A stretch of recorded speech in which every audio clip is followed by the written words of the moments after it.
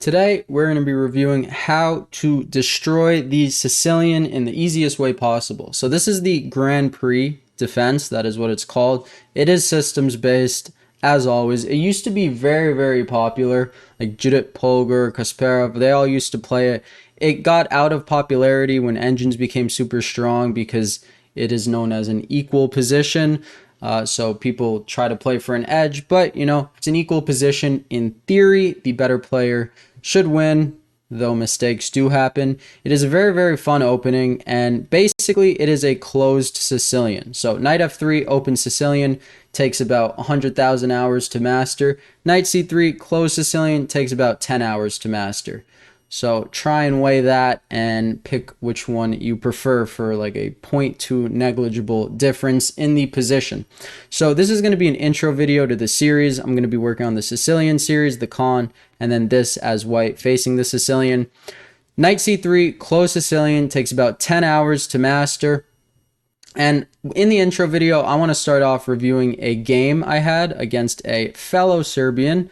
My rating did drop below 2,500. We're on a little bit of a tilt session, but then I get games like this and it's, it all balances out. So what knight c3 plays for is f4. The closed Sicilian plays for f4, just like the open Sicilian plays for d4. So we will not be playing d4 in this. Knight c6, a common move. You're going to get g6, d6, e6, and sometimes a6. A6 is the funnest to play against. It throws us off from bishop b5, but you're allowed to play like a maniac with g4 early on, and it's very, very fun. So knight f3, this is always going to be the starting moves, and you're always going to get your bishop to b5 if they do not get their pawn to a6. The goal is going to be to double up their pawns and then rotate over to e1 and h4, and you want to remove the knight so that it never aims in on c2. And if you double the pawns, it's just a even bigger plus for you playing the Grand Prix.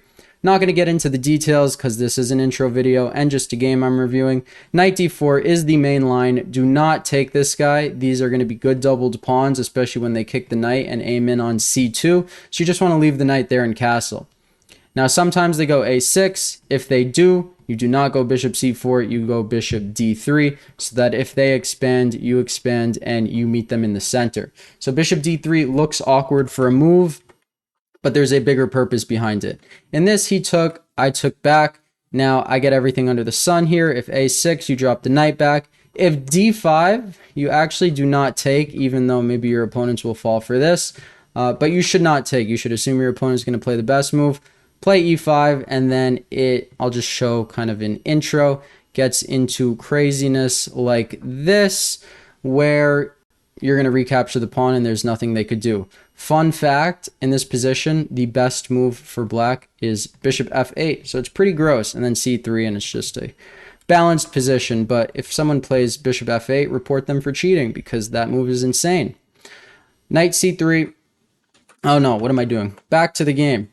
He went d6, more tame response. We don't double their pawns here, but we don't care. Queen e1, we remove the queen side knight, so we shift over to the king side, and it's going to be very aggressive with rook lifts. I always reference the Dutch, but, that's because I like pushing my f-pawn. d3, setting up the pawn chain. Sometimes you go b3, bishop b2. We'll talk about that in the series. Even against this diagonal when they have knight c3, even when they're fianchettoed. But e6 is a bad move. Why is e6 a bad move? You see, if you don't punish them right now, it's going to be an equal position. Why are you able to punish them right now? Well, your knight is on b5. They never kicked it out. So you're aiming at d6. Now you can put pressure on the position with e5, and e5 is the move. By the way, I was hyped. This game, 96 accuracy. It's always fun getting those games where you can feel like you're decent at chess. It's always nice. So, okay, here you're going to take on d6 with check. So they take, we take, they save the knight, we come in with check. Now they have to move their king. How do you build pressure here? Well, knight g5, right? We have the open f file. That's why I love pushing my f pawn. And we already have 3 attackers. We are threatening rook takes f7, which would be mate in 1. So they go f5. Now, their king's in the center, so I think en passant, I think there's good credibility to that move. Just blowing open the center, they cannot take because that would be a queen. So they take back with the bishop, which is the better move. Now, you could bring either knight to f7. I liked bringing this knight here because I just felt like there'd be mate, and it seems like there's more of a box here.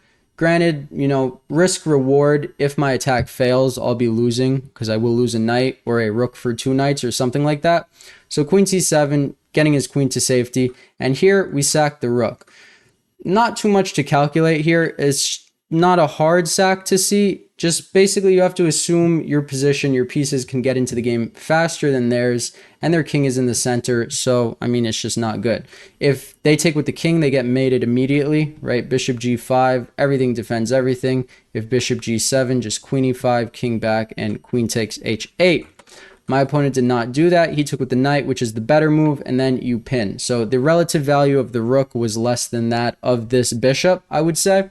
And that's typically what makes sacks work. And I mean, look at these pieces. Everything is connected. It's just quite beautiful to look at. So rook f8. Okay, and here, if you don't act fast, you will be losing. They're going to take, and you're going to be down not only the exchange, but they're going to get 2 knights for the rook. So draw the king out to the center of the board. And now I took a little time here because I wanted to be precise. I was like, okay, do I go check and allow him back this way?